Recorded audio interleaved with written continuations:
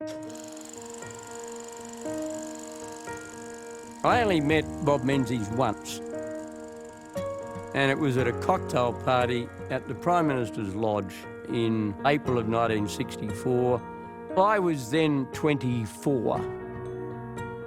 He dominated the room metaphorically, physically, and in every other way. To borrow from Shakespeare, he, like a colossus, bestrode every scene.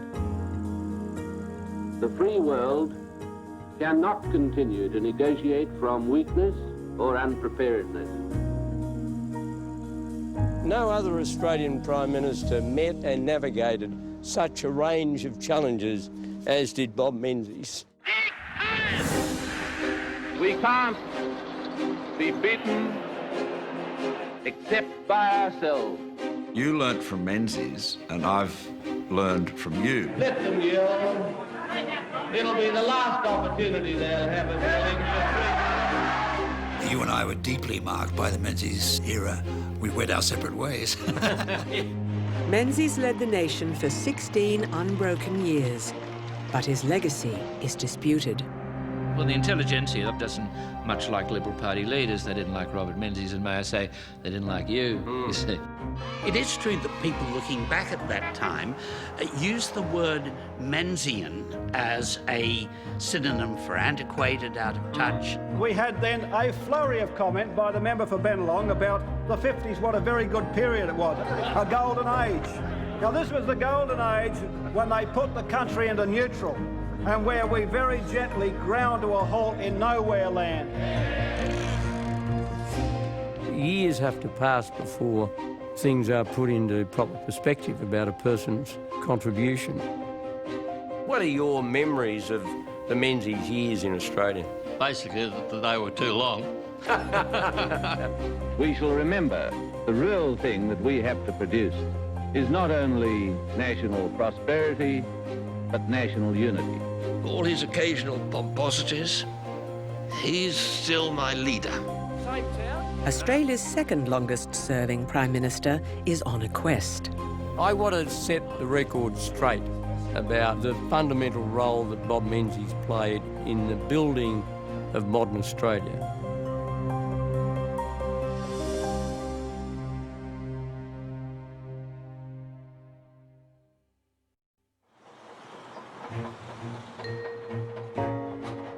Menzies was there from the time that I became conscious about politics. And I was 10 years of age when Menzies was elected in 1949, and I even then had an interest in politics, and that would only grow with intensity as the years went by. I remember the day very vividly. My parents voted, and then we went off to the pictures.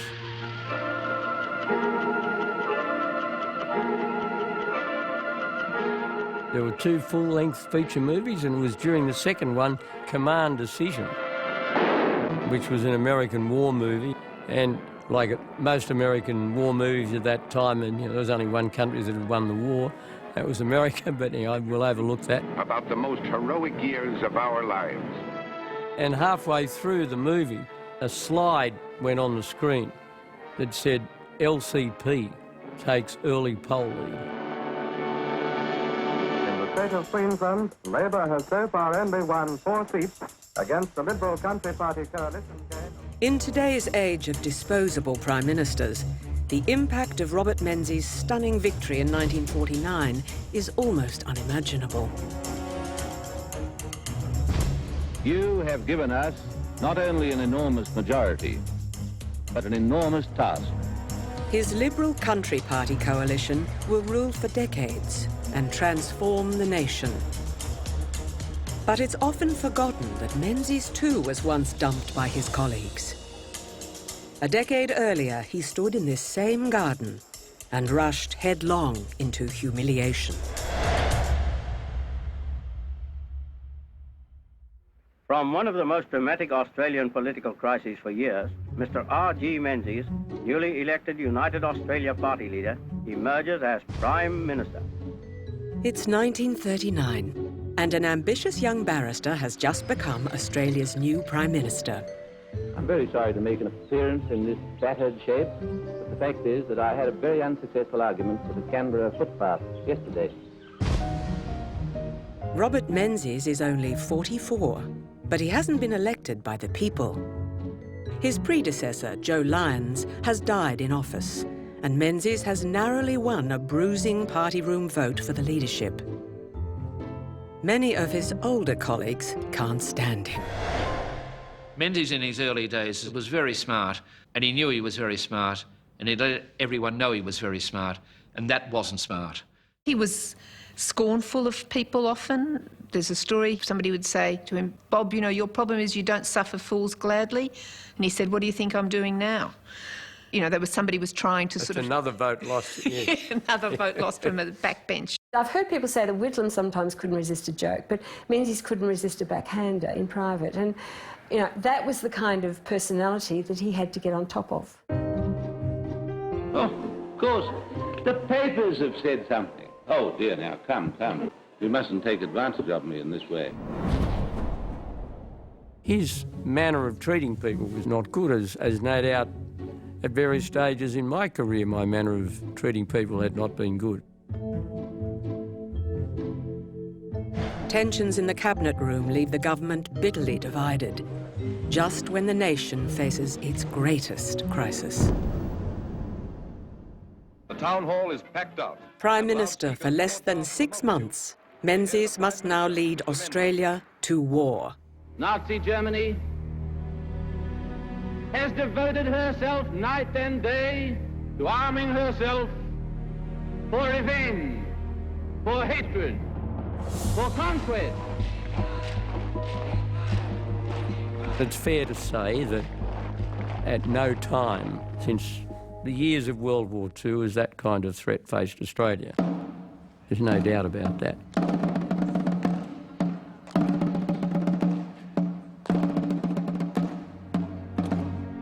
I remember Afghanistan and Iraq. But on both occasions you were faced with the fact that you are taking a decision that will inevitably result, or overwhelmingly likely to result, in Australians dying in battle. So it's a responsibility that is very different, because you are effectively telling people to go into battle and to risk their lives.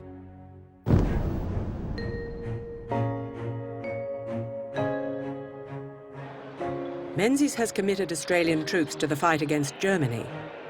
But there is growing fear that if Japan enters the war, Australia will be left defenceless. In early 1941, he sets out on an epic 3-month expedition to Britain.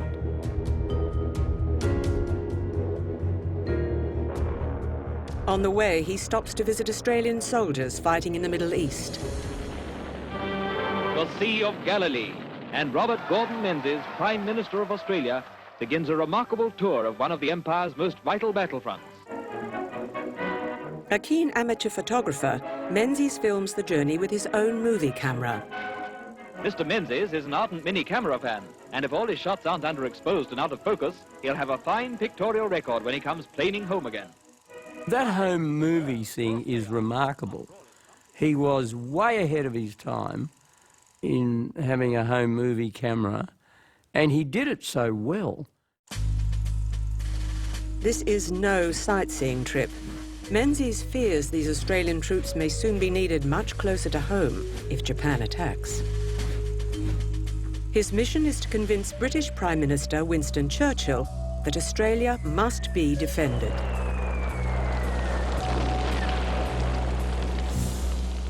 But Britain herself is facing a desperate fight for survival.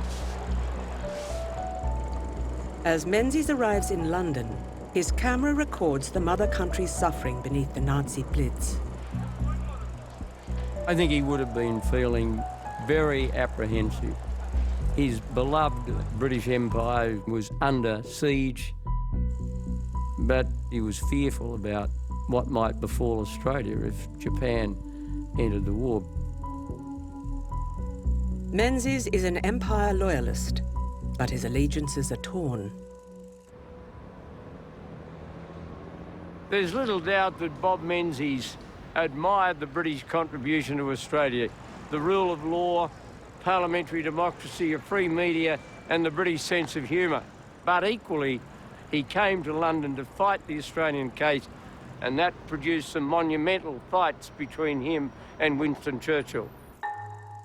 You can't imagine that it was a very good time to be in London trying to convince the bull-headed Churchill that his idea of how to fight the war needed a slight deviation. Menzies spends weeks with Churchill, but the great man will not be moved. Menzies gets very angry with Churchill because, like the child who can't convince the parent, he's just completely devastated by the fact that he's going to go home empty-handed. I mean, the mother country's priority is to the mother country. Because Menzies came here because he was desperately worried that when the crunch came with the Japanese, we would be undefended. Churchill had calculated that he thought the Japanese didn't have the wherewithal to get as far as Australia in complete strength to invade Australia. But, of course, an Australian Prime Minister and the Australian electorate wouldn't wear that. No, they weren't going to take that risk. You can't take that risk. And gee, I wouldn't have. Menzies now faces another crisis. He's been away for months, and back home, rivals are plotting against him. By this stage, the clamour in the party is pretty dire, and there are moves afoot to white-ant him. Do you think at this stage that Menzies was genuinely fearful for his own domestic political position, or was he just too preoccupied for that not to enter his head? I don't think it does enter his head. I think it enters his head when he's coming back and he gets a letter as he's coming through, and the letter says, "We've dug your grave, Bob. When you arrive home, I'm going to push you into it." That's when he realises there's something wrong. I come back to Australia with just one sick feeling in my heart, and that is that I must now come back to my own country and play politics. I think that it's a diabolical thing that anybody should have to come back and play politics, however cleanly, however friendlily, at a time like this. Menzies' arrogance has made too many enemies. He's failed the first test of leadership. The most important thing is to have a very good, candid relationship with the cabinet and the parliamentary party. You're not a president, you're not a dictator, you're not a monarch, you are the first amongst equals. The others have got to respect your primacy, but you've got to respect their equality. After months of brutal infighting, Menzies can take no more. He jumps before he's pushed. Cut him. He was in tears the night he left. He was crying. So it was a really big, devastating blow. Few leaders recover from the humiliation of rejection by their own party. It's the hardest hit in politics.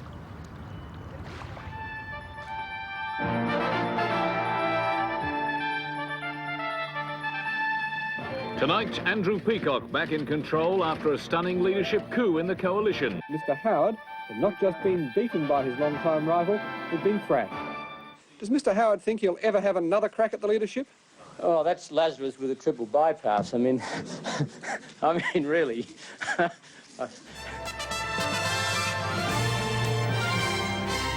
I'm not even contemplating losing. I'm going to win. A little after 9 a.m, Malcolm Turnbull was dumped. One of the things, if you are booted out of office for whatever reason, party decides to dump you, as they did with me and with you and with Menzies too, if you are wise, you will reflect on how you contributed to that. It's very easy to say it was everybody else's fault and I had nothing to do with it. I was without fault or blemish and was treachery of others. You've got to ask yourself, how can I improve myself? What's my learning from this? And I think that Menzies is quite clearly somebody who grew out of that disappointment, and he felt it very, very keenly. because he lost the prime ministership at a time when he was the leader of a nation at war. He was rubbing shoulders with the people that were reshaping the history of the world, and suddenly he became, you know, relatively a political nobody. So, you know, Menzies had to pull himself out of what could have been a very dark place. For my own part, I've made a lot of mistakes, lost the leadership in no small measure, in large measure, due to my own mistakes, learnt from them and come back. I think we can both say amen to the learning experience that's involved in losing the leadership. For Menzies, rejection is much more than a mere setback. It's deeply personal. Like John Howard, he's come a long way from modest origins. And like Malcolm Turnbull, he was expecting the top job from an early age. Menzies' father was a shopkeeper in a pioneer town on the edge of the Victorian wheat belt. Dad was at school with Bob, of course, and your father was at school, at the Parrot State School with Bob Menzies. He was, yes. Of course, it was a thriving community just getting going then, and it got up to nearly 1,000 people, I think. Howard, Turnbull and Menzies all benefit from a good education and a keen legal mind. But it's Menzies who shines brightest. Now this is really a classic one room, one teacher school, isn't it? He excels at every level, and within the family, there's talk of great things ahead. There he is, an old boy of Japarut School, Bob Menzies. Well, it seemed from the very beginning that he was destined to go as far as commitment and good fortune might allow. Menzies' rise seems unstoppable. He tops his class at law school and is soon winning landmark constitutional cases. He was a brilliant barrister. He argued the engineers case, which is one of the foundation cases of our constitutional law.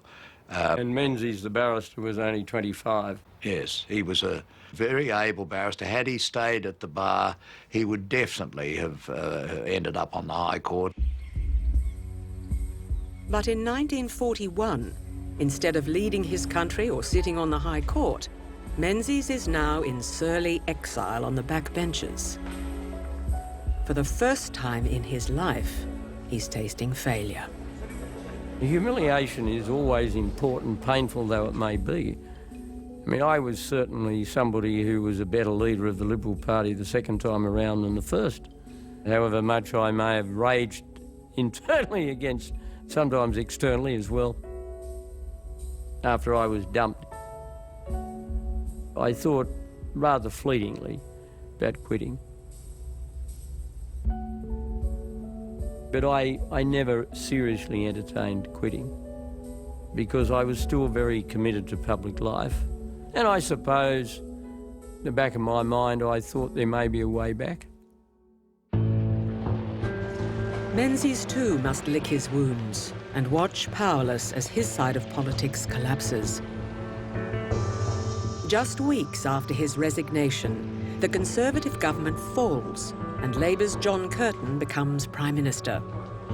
This is the moment when the Robert Menzies story begins to influence the life of a family, making a go of it in Sydney's southwest. I was fortunate that I was born into a family, had two parents who were very committed to the welfare of their children. They both worked very hard. Mum as a full-time homemaker and Dad in his small business. They didn't come from any moneyed class in any way. Dad worked to build up a service station garage business. And my memory right through until he died was he'd still work and be in the garage on Saturday and Sunday mornings.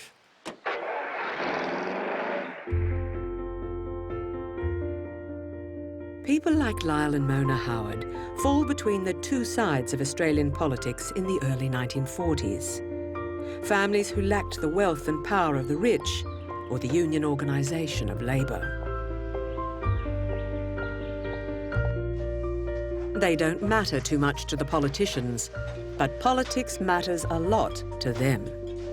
My father and mother were both people who talked about current affairs and public issues around the table.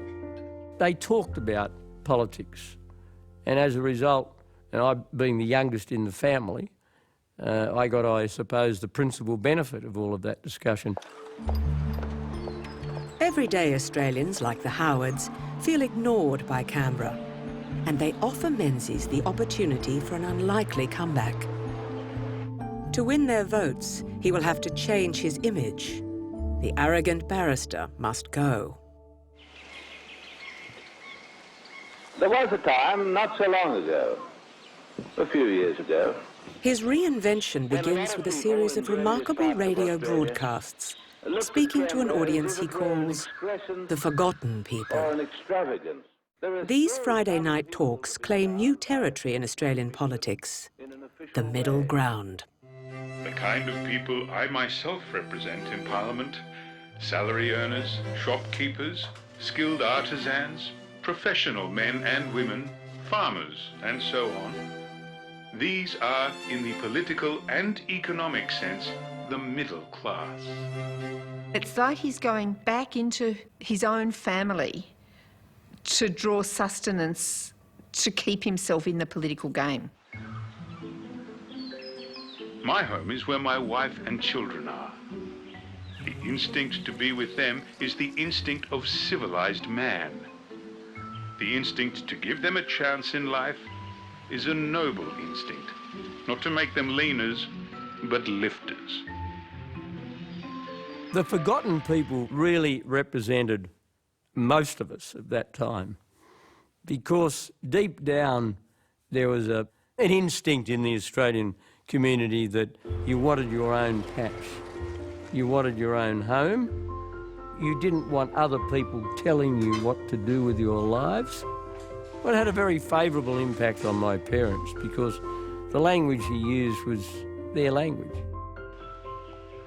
He invoked the middle class aspiration for homes, the physical structures of houses, but also the people in it, the families, basically the mums looking after the kids, but also the values that the homes represented: frugality, patriotism, independence, autonomy. So he spoke to these middle class values. In many ways, those forgotten people speeches represented a charter of what was to come, the great middle class Australia. I think as an act of political imagination, I give it a 9 out of 10. Menzies has identified the constituency. Now he needs a party that can deliver their votes. He wanted a party that could define for itself what the future of Australia would be after the war and then try to sell that to the Australian people. The Conservatives who dumped him are beyond saving, so Menzies must start from scratch. In 1944, he brings together a dozen different anti-Labor groups in Canberra to form a new political force. The Liberal Party of Australia will be his lasting legacy. Menzies' achievement in forming the Liberal Party is absolutely fundamental because he gave those opposed to Labor, those opposed of a liberal and conservative disposition, an enduring political vehicle to support. The scale of that achievement is simply enormous. Now, all that happened because we had something to believe in. Not just something to oppose, something to believe in. And there's nearly 600 boxes. And it goes right back to his early days in the Victorian Parliament? Yes, it goes back to his early days in the Victorian Parliament, but there are still strong records of the formation of the Liberal Party, of his time in Parliament prior to that. And it's got everything, correspondence. Transcripts of speeches, sound recordings of speeches, Christmas cards from the Queen. Extraordinary. These folders relates to the foundation of the Liberal Party in 43 and 44. Perhaps of most interest is this item here, which lays out his agenda for the meeting in the Canberra conference. Menzies is not alone in founding the party. but the records show he is clearly its driving force. The guiding principles of the Liberal Party were individual liberty and individual freedom, private enterprise, an absence of unnecessary state intervention, and very importantly, a political movement that wasn't controlled or dominated by either organised labour or concentrations of capitalism. Menzies is the first to appreciate Australian society will be transformed by the war, especially the role of women. Their votes will become crucial to his success. We are excited about our new work. Come on, girls, come with us. Tens of thousands of women join the party in its first years. Margaret, can I start by reading something to you from one of Menzies' speeches? In the long run, won't our community be a stronger, better balanced and more intelligent community when the last artificial disabilities imposed upon women have been removed? It showed a remarkable modernity and prescience. Well, it was in stark contrast because the Labor Party saw politics in terms of being about the workplace and industrial relations, and it's a very blokey context, whereas what Menzies was doing was really quite different. It was acknowledging that the aspirations of women, whether they be in the home or beyond the home, were valid, making it clear that he is speaking to women as well as men.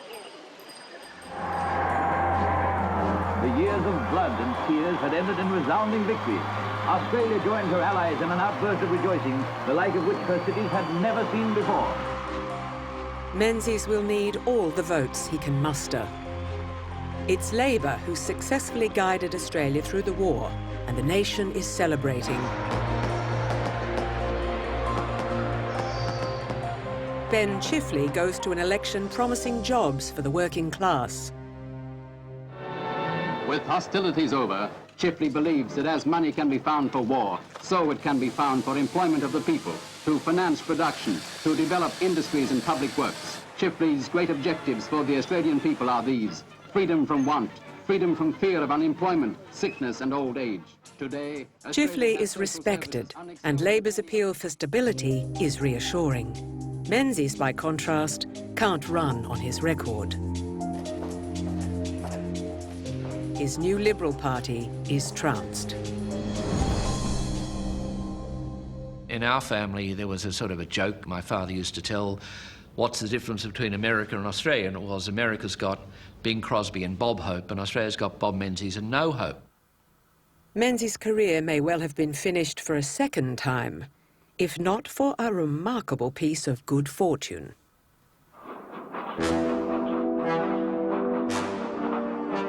Ben Chifley is about to make the mistake of his life. A former engine driver scarred by the horrors of the Depression, he's suspicious of free enterprise. I'll take no risks with either inflation or depression. Labor believes that its great responsibility is to the people. On the back of his big election win, he stuns everyone by announcing the government will seize control of all Australia's banks. It was Chifley's carbon tax. It was just something about it that Chifley couldn't get out of his head. The bank nationalisation grab was not something that Menzies manipulated. I think at the time he may not have believed his good luck. A crowd of more than 10,000 listened to speakers of the Bank Officers Association protesting against the Chifley government's plan to nationalise banks. Chifley has badly misread the mood of post-war Australia. I was a tractor driver and a meeting was being held. It was for me almost a transforming experience to see the intense indignation and fear. Just imagine today if you were confronted as a bank depositor with the news that, well, no matter who you choose, whether it's which bank or Westpac or ANZ, whatever, the government's going to own them all. I think from that time on, Labor was doomed and never recovered. Recent news from Australia includes this big demonstration in Sydney. It was organised by the New Housewives Association as a protest against rising prices. But there's no excuse now for the shortages and hardships we're putting up with today. We still can't buy even little things like flour sieves and hot water bottles or shoes for the kiddies. Labour's position is made worse by the slow pace of change. It's 4 years since the war finished, but many everyday goods are still being rationed. There got to be a feeling that as much as Chifley was respected as an individual, he was somehow holding up the onset of those good times. You're at the tail end of a Labor government, still hanging on to wartime controls, petrol rationing, that sort of thing. And people could see it, the rest of the world had moved on. Chifley will go to the next election deaf to this change in sentiment and convinced that Menzies is a loser. The Labor Party tend to believe their own mythology and propaganda. With due modesty, they made the same mistake, many of them, in relation to me. When I was in politics, I never dismissed the quality of the person I was against. The 1949 election will prove to be one of the great turning points of Australian history. At stake is the future of the post-war nation. On December the 10th, you'll be called upon to decide between two ways of living. Today, Australia has social services unexcelled in any other part of the world. And so, as election day draws near, there can be only one answer: return the Chifley government. Labor backs big unions and big government, while Menzies' Liberal Country Party coalition appeals to the individual. The Liberal Party believes that every worthwhile Australian wants to own his own home, choose his own job, run his own business, and bank his earnings where he wishes to bank them. On December the 10th, vote Liberal. And by an overwhelming majority, that's exactly what the nation does. Mr. Menzies can afford to smile. Menzies defies the odds. We'll be able to afford to smile too. And wins by a landslide. Given where he'd been and where he'd sunk to, it was an extraordinary political resurrection. It's taken Robert Menzies 8 long years to reclaim his crown. Now he'll hold on to the job like no other leader in our history. We shall remember that we represent all the people, not just the ones who voted for us, but the ones who voted against us. What a beautiful speaking voice, they'd say. As if there's any other kind of voice, by the way. One of the great catastrophes in Australian social history was the broadcasting of Parliament, when middle-class Australians heard the voices of their governors. Oh, they're so common, my mother would say. So ordinary. Ordinary was a refined way of saying common. We couldn't believe it, that there were, real rough Australians running the place. But Menzies was different. Menzies is a new man for a new decade. His coalition with the Country Party launches an unparalleled era of prosperity. Every one of you can enjoy the comfort and economy of electric cooking. Homes are slowly filling with consumer goods. And that symbol of progress, the Holden, a homegrown car, is rolling off the production line. Job is done, and an Australian car is born. Ships are unloading 1 million new Australians. Like the Holden, it was Labor that initiated the immigration program, but it's Menzies who gets the credit for this economic boom. The thing about Menzies is he carried the country through a huge transition, through changes that were gradually, cautiously made to the economy to allow a flourishing of, if you like, middle-class Australia, of a middle-class country. Things that people just take for granted, like the growth of home ownership in Australia. Mary, you coming into tea?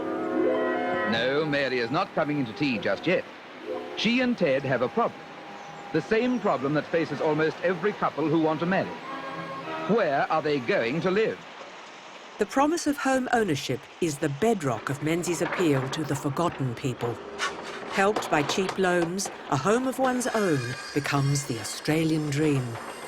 My parents got a mortgage and they began to pay off the home, and it absolutely changed our lives, and that also gave one a commitment to the type of society and the feeling that, OK, not everything is perfect in Australia, but by a degree of struggle and by democratic means we can make it better. It's a big property, folks. It's beautiful throughout there, the high ceilings. When Menzies comes to power, only half of all Australians are paying off their own house. Ladies and gentlemen, I'm excited. I know you are. Who'll start me away? 1 million. Thank you, sir. Starts away now. $1 million. By the time he leaves, home ownership is over 70%. It's never been higher. 50 I've got now. 50 you've got. 150, 155. 1.2, mate. Back then, a home cost 4 times the average salary. 1,210,000 then. Second call. Today, a home will cost 12 times the average income. Are we all done? All silent? Sold at 1,210,000. Congratulations, man, to our highest bidder. Well done. Thank you, sir. What do you think he would think of an Australia where more and more people think it's too hard to buy your first home? I think he'd be pretty appalled by what's happening now, but I think it's the affordability crisis which he would find quite disturbing, because I think it is very hard for a lot of young people to buy their first home, particularly in the capital cities. But back in the 1950s, Australia's potential seems boundless. Steel production is an index of a nation's industrial growth. As the economy rides a global wave of growth.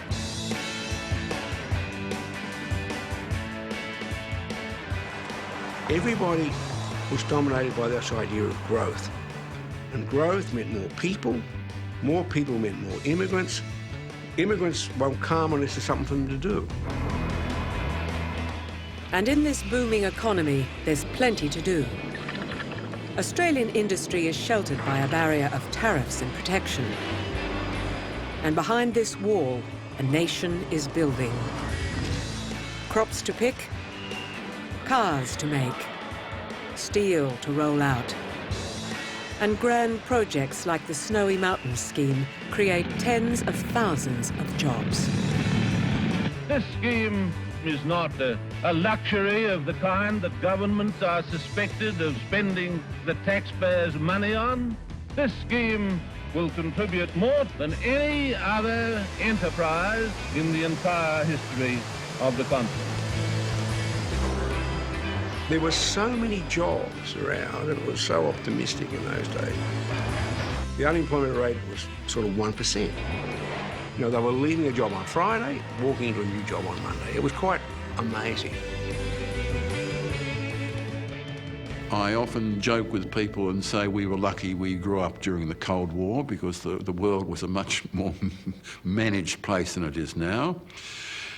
And of course the policies of full employment, all of those policies taken over from the previous government, carried on a fairly protected economy, you know, with large, big unions and conciliation, arbitration and tariffs.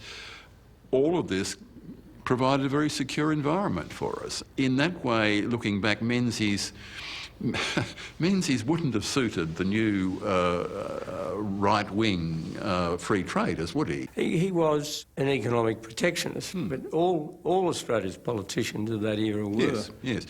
But they believed in government. Yeah, they believed in government. And they didn't think government should be small on principle, did they? I think the Liberals wanted it to be smaller. Let me put it away. Labor wanted it to be larger. Yes. He had a situation really in the post-war period where world was prepared to pay anything for what we grew and later what we dug up. So it wasn't the most challenging period. And I think, in a sense, like Gough Whitlam, I don't think Menzies personally had a great interest in economics as such. What did you think of his economic management of Australia during that time? Well, we were critical at the time, and I think we were right. You know, it was very much the status quo, central planning, wage controls. he wasn't much for change.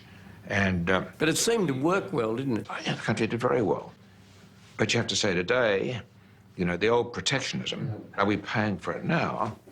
Because the car industry was too feather-bedded, and for so long, it just became, when we opened it up, it was unsustainable. Broadmeadows, Victoria, where one of the world's largest automobile manufacturers makes a practical expression of faith in Australia's future. Under Menzies, an influx of migrants join the production lines of our protected industries. For the official party, there's a comfortable tour through the 2 miles of assembly lines. Today, in a globalised economy, it's their children who will be closing them. Well, tell us about your parents, Felix. When did they come to Australia? In the 50s? Dad migrated 1953. He was introduced to the employment office here at Holden. Because in those days, if it hadn't been for migration, we would never have filled all the jobs that were becoming available. And when did you start with Holden?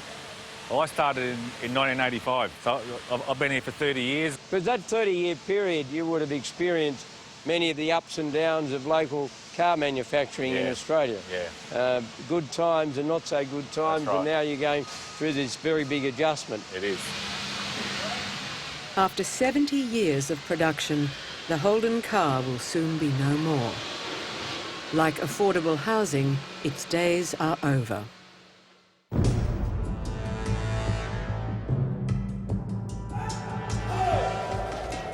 Despite the economic boom, there are clouds on Australia's horizon.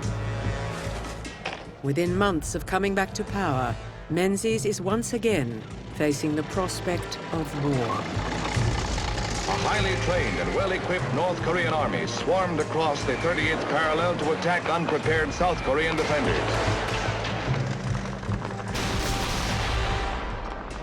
Australian troops are sent to join the US and UN forces in Korea.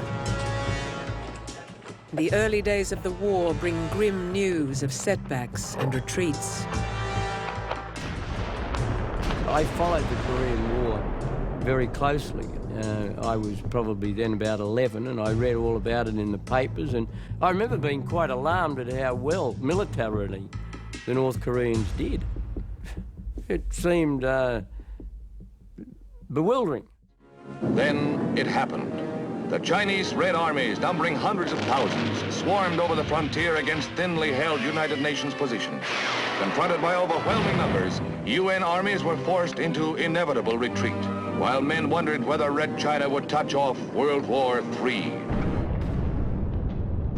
The map started with us at the Yalu River and beyond, and then our part of the map shrank and shrank and shrank until it was a mere beachhead near Busan. But I was probably scared of those maps. I'm sure I was as scared of those maps as you were. I couldn't understand why the Americans were losing. Yes, because they always won at the movies. Exactly. The Korean conflict leaves Australia feeling vulnerable in an increasingly volatile world. Mr. Menzies, what are your latest impressions regarding the communist threat in Asia and elsewhere? The communist pressure all around the world has been very, very cleverly designed. It's showing up in the form of war in Korea today, and I have no doubt that the communist tactics to denude the democracies of the appropriate power in the vital places. It's a very, very grave problem. With few friends in the region, Menzies seeks to tie the United States to our defence. In 1951, he pulls off a diplomatic coup, signing a mutual defence pact with America, the ANZUS Treaty.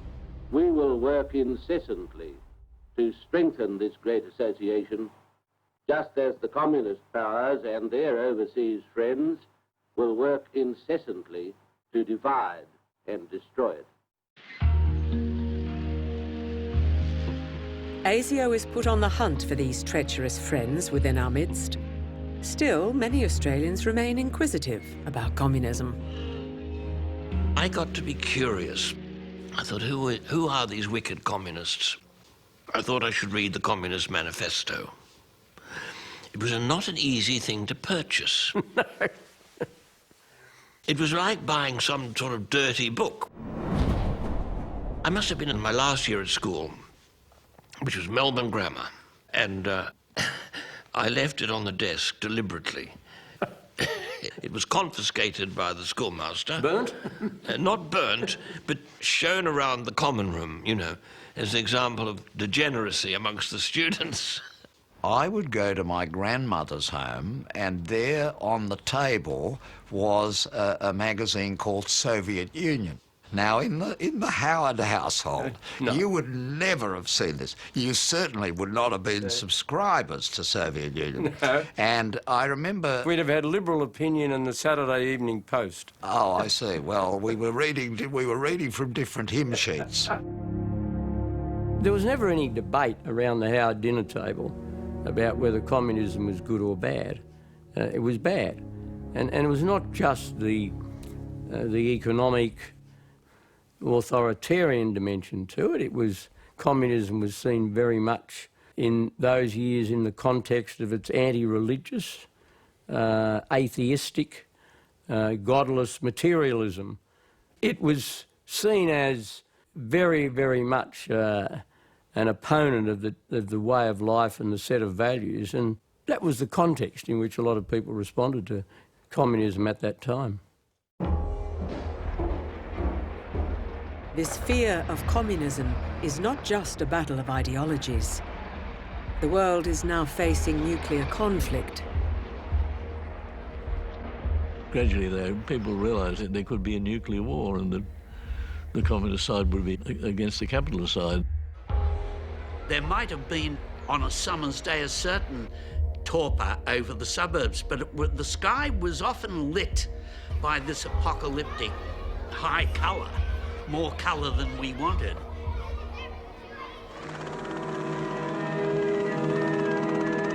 With the Korean conflict in the balance, Menzies makes a secret decision. He agrees that Britain can test its nuclear weapons in Australia. HMS Tracker sets out alone for the remote and barren Montebello Island, lying some 60 miles off the northwest coast of Australia.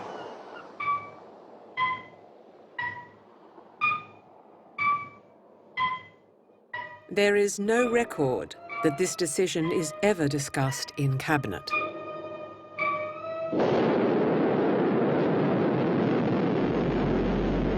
Labour too eventually supports the tests, and over the next 5 years, Britain explodes a dozen nuclear bombs. The test site at Maralinga is left uninhabitable for 60 years. Was it the case that he was just too eager to have British atomic tests in Australia? It's one of those extraordinary circumstances of the time. One was the gravity of the world situation. The Russians had the bomb. People were worried that they might be inclined to use it. Another was Australia's sense of vulnerability in a changing region. And in Menzies' view, to have weapons tested in Australia meant that there may be a prospect that the British would actually stockpile them in Australia, which would be a good thing from his point of view. It would be a wonderful insurance. It also meant that the technology behind them might be shared with Australians, and it might also boost the industrial applications of atomic energy. So I think both the gravity of the world situation and this utopian excitement around the power of the atom, whilst nowadays it would seem ill-conceived, at the time, it was very real, it was very tangible, and I think those were the kind of factors that played on Menzies.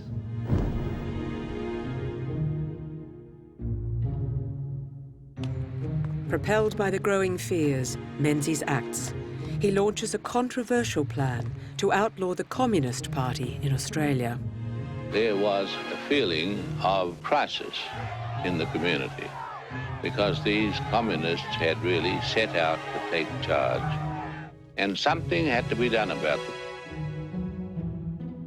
I think it was understandable that he would try to ban the Communist Party. It's a forceful way of saying this is an enemy that we can't defeat by normal democratic means. When the ban is blocked by the High Court, Menzies raises the stakes. He'll take it to a referendum and let the people decide. The campaign divides the nation. As a 19-year-old, I was very heavily involved in the campaign, and in fact funnily enough, I was never attracted myself to the Communist Party. I had contemporaries who were, but I remember one of my friends who was in the Communist Party gave me some of his papers to hide, and I hid them under a loose floorboard. Around the nation's kitchen tables, the debate shifts from a ban on the communists to the defence of civil liberties.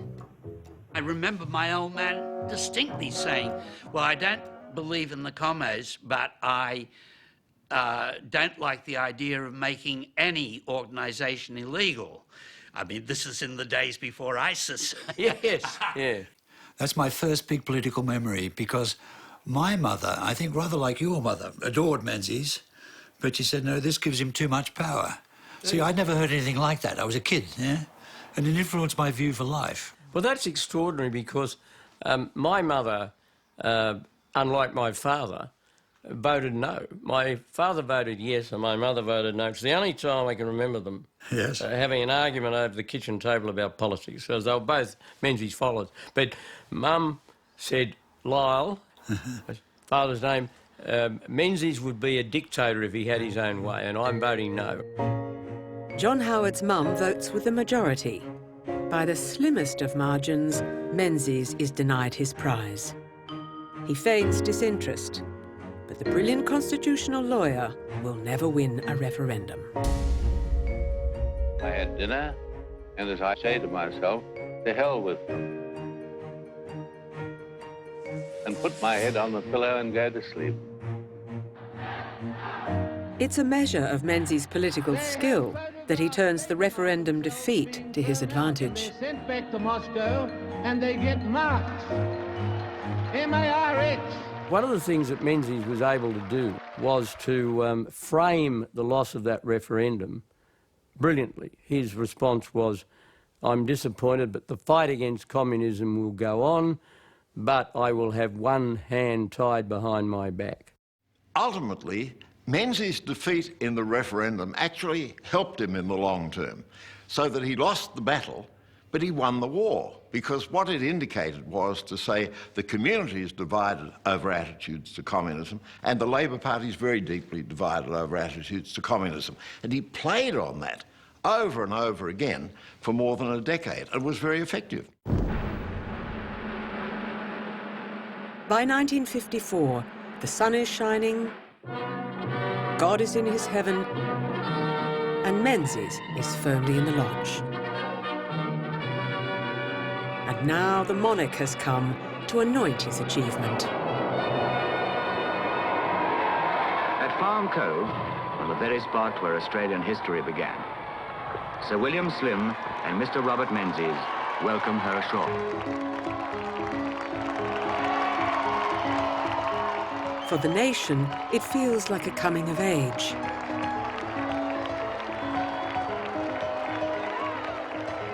We have this extraordinary event, the 1954 Royal Tour, which is a celebration of the monarchy, the new Queen, and which, if you like, is a vindication of Menzies' emotional ties to Britain. It's estimated that 70% of all Australians turn out to watch their Queen glide past.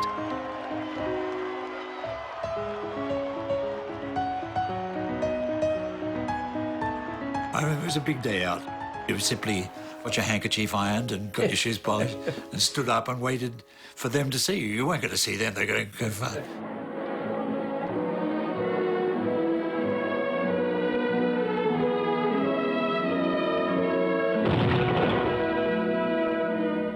She came as the living symbol of the unity of Crown and people. Menzies has made the most of his remarkable comeback, and as they listen around the country, his forgotten people feel forgotten no more. Tonight, I am glad to have the opportunity to address my Australian people.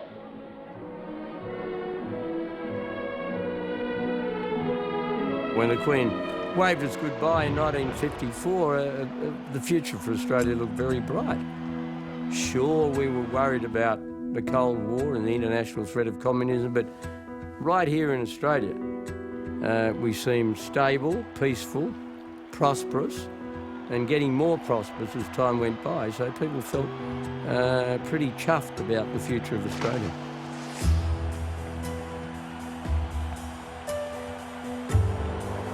But it's not all smooth sailing ahead.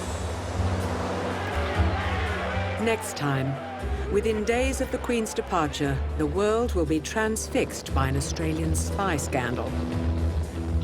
I was not the master of the timetable, as far as Petrov was concerned. You may say that Petrov was. And Menzies will take us to another war that deeply divides the nation.